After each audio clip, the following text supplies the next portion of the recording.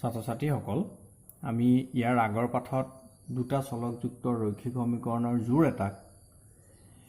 কিদৰে সাধাৰণ আৰ্হিত লিখিব পাৰি সেই বিষয়ে আলোচনা কৰিলোঁ। আহাচোন আজি আমি দুটা চলকযুক্ত ৰৈখিক সমীকৰণ এটাৰ সমাধান কেনেদৰে নিৰ্ণয় কৰিব পৰা যায় সেই বিষয়ে আলোচনা কৰোঁ। ধৰা 4x + 3y = 15 সমীকৰণটো ললো। ইয়াত x = 0 আৰু y = 5 সমীকৰণটোৰ এটা সমাধান হ'ব। কাৰণ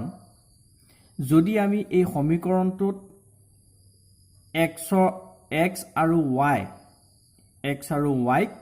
0 আৰু 5ৰে প্ৰতিস্থাপন কৰোঁ, অৰ্থাৎ xৰ জেগাত 0 আৰু yৰ জেগাত 5 বহুৱাই দিওঁ, তেতিয়াহ'লে কি পাম গৈ চোৱা 4x + 3y =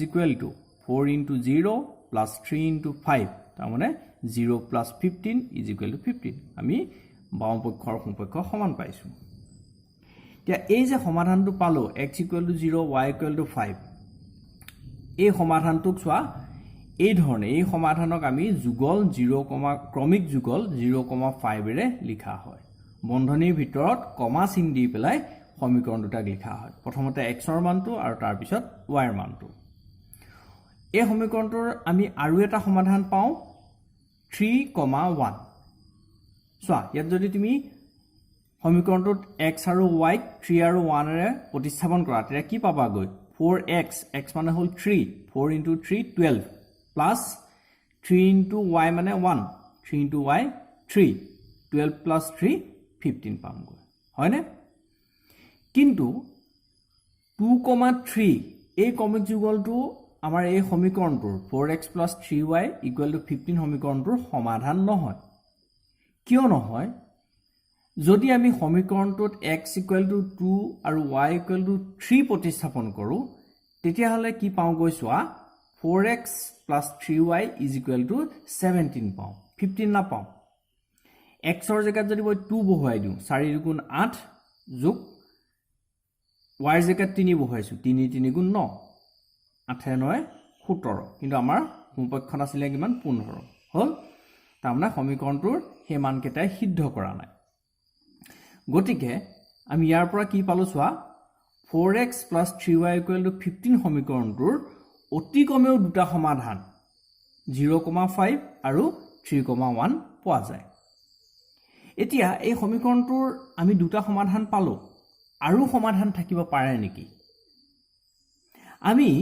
xৰ যিকোনো এটা মান যদি বহুৱাই দিওঁ, xৰ জেগাত যদি আমি যিকোনো এটা মান বহুৱাই দিওঁ, ধৰি লোৱা x = 2 বহুৱাই দিলোঁ। x = যদি মই এই সমীকৰণটোত 4x + 3y = 15 সমীকৰণটোত 2 বহুৱাই দিওঁ, তেতিয়াহ'লে কি পামগৈ চোৱা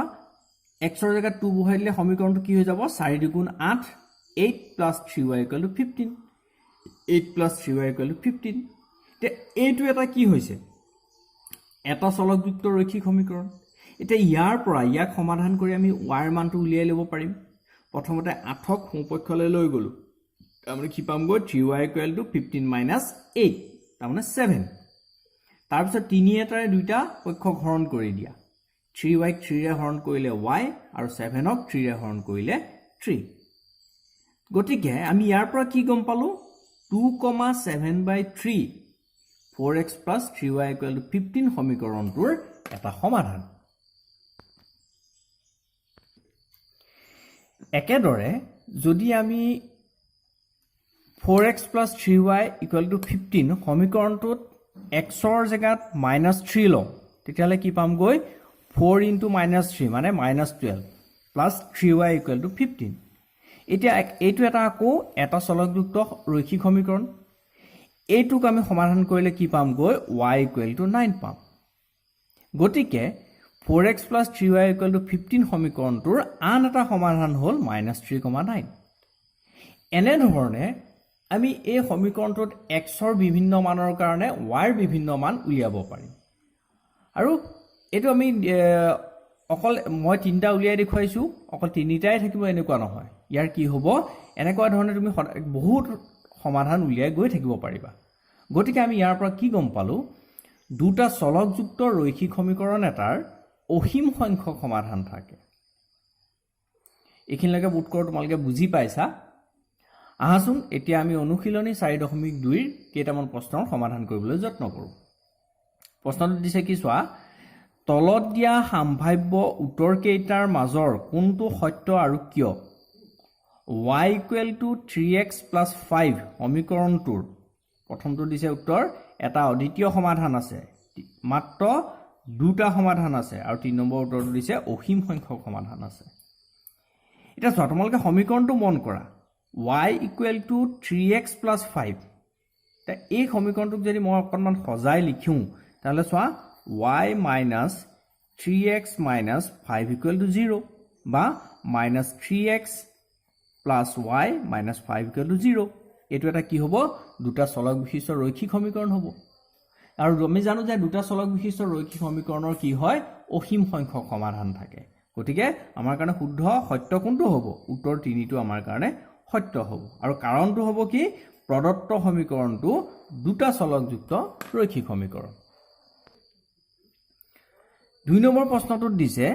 তলৰ প্ৰতিটো সমীকৰণৰে চাৰিটাকৈ সমাধান উলিওৱা সমীকৰণটো আছে 2x + y = 7 এতিয়া চোৱা এই 2x + y = 7 এই সমীকৰণটোত যদি মই x ৰ ঠাইত 0 লওঁ x ৰ ঠাইত 0 কৰি দিলে আমি কি পামগৈ 2x টো 0 হৈ যাব তাৰমানে y = 7 পাম y = 7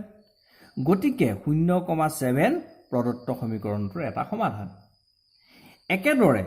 যদি মই x ৰ জাগাত 1 লওঁ তেতিয়াহলে সমীকৰণটো কি হ'বগৈ 2x + y = কিমান হ'বগে 2 * 1 2 + y = 7 অৰ্থাৎ ইয়াৰ পৰা আমি y ৰ মানটো উলিয়ালে কি পামগৈ y = পামগৈ 5 আকৌ যদি মই x ৰ জাগাত 2 লওঁ তেতিয়াহলে আমাৰ সমীকৰণটো কিমান হ'বগৈ চোৱাচোন কি আছিল 2x + y x ৰ জাগাত 2 লৈছো গতিকে 2 * 2 = 4 4 + y = 7 ইয়াৰ পৰা 4 টোক মই সোঁপক্ষলৈ লৈ গলে -4 হ'বগৈ গতিকে y = পামগৈ 3 এবাৰ যদি মই x ৰ জাগাত -3 লওঁ x ৰ জাগাত -3 ললে কি পামগৈ 2x আছিল গতিকে 2 * -3 -6 + y = কিমান হ'ব 7 অৰ্থাৎ ইয়াৰ পৰা -6 টো মই সোঁপক্ষলৈ নিলে পামগৈ কিমান +6 হ'ব 7 + 6 = 30 গতিকে মোৰ কাৰণে কি হ'ব এটা সমাধান পালো 0,7 এটা পালো 1,5 2,3 আৰু -3,13 গতিকে আমি এই যেটো সমীকৰণ আছিল সেই সমীকৰণটোৰ চাৰিটা সমাধান পাই গলো মই ইয়াত চোৱা কি কৰিছো x ৰ জাগাত 0 লৈছো 1 লৈছো 2 লৈছো -3 লৈছো হয়নে ইয়াত যিকোনো মান ল'ব পাৰা x ৰ জাগাত তোমালোকৰ যি মন যায় তাকে তোমালোকে ল'ব পাৰা যিকোনো বাস্তৱ সংখ্যাই ল'ব পাৰা x ৰ মানটো বহুৱাই দিবা সমীকৰণটোত বহুৱাই দিয়াৰ লগে লগে y ৰ মানটো ওলাই যাব আৰু x ৰ মানটো বহুৱাৰ লগে লগে y যিটো মান ওলাব সেই ক্ৰমিক যুগলটোৱে কি হ'ব সমীকৰণটোৰ সমাধান হ'ব একে ধৰণে 2 নম্বৰটোত কি দিছে চোৱা πx + y = 9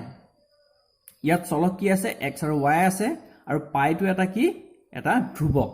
বা x ৰ সহগ বুলিও আমি ক'ব পাৰো দিয়া আছে সমীকৰণটো আমাৰ লিখি ললো πx + y = 9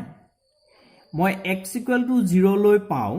x ৰ জাগাত ইয়াত 0 হৈ গলে কি হ'ব পাই * 0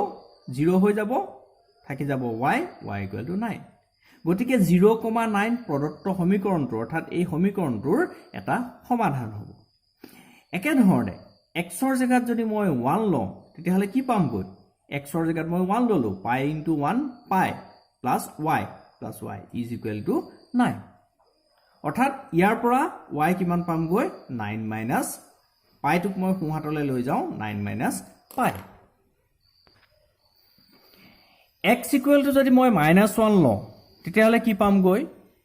আমাৰ সমীকৰণটো আছিল πx + 9 গতিকে x ৰ জাগাত -1 ললে π * -1 - π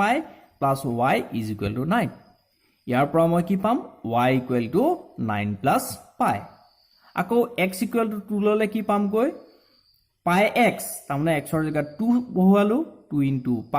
+ y = 9 অৰ্থাৎ ইয়াৰ পৰা আকৌ y = কিমান পামগৈ 9 2π টোক মই সোঁপক্ষলৈ লৈ গলো -2π গতিকে এই যেটো আমাৰ সমীকৰণ দিয়া আছিল πx + y = 9 এই সমীকৰণটোৰ চাৰিটা সমাধান কি কি হ'ব 0 9 0,9 1,9 minus 5 minus 1,9 plus 5 পাই আৰু 2,9 minus 2 পাই গতিকে এই ধৰণে আমি আৰু ঢেৰ সমাধান অসীম সংখ্যক সমাধান উলিয়াব পাৰো যেহেতু প্ৰশ্নটোত আমাক 4টা সমাধান উলিয়াবলৈ কৈছে গতিকে আমি 4টা সমাধান নিৰ্ণয় কৰিছো এতিয়া তোমালোকক মই গৃহ কাৰ্য দিছো অনুশীলনী 4.2 ৰ প্ৰশ্ন নং 2 ৰ 3টো আৰু প্ৰশ্ন নং 3 আৰু প্ৰশ্ন নং 4 এইকেইটা তোমালোকৰ হোমৱৰ্ক দিছো এইকেইটা কৰিবা আৰু মোক দেখুৱাবা ধন্যবাদ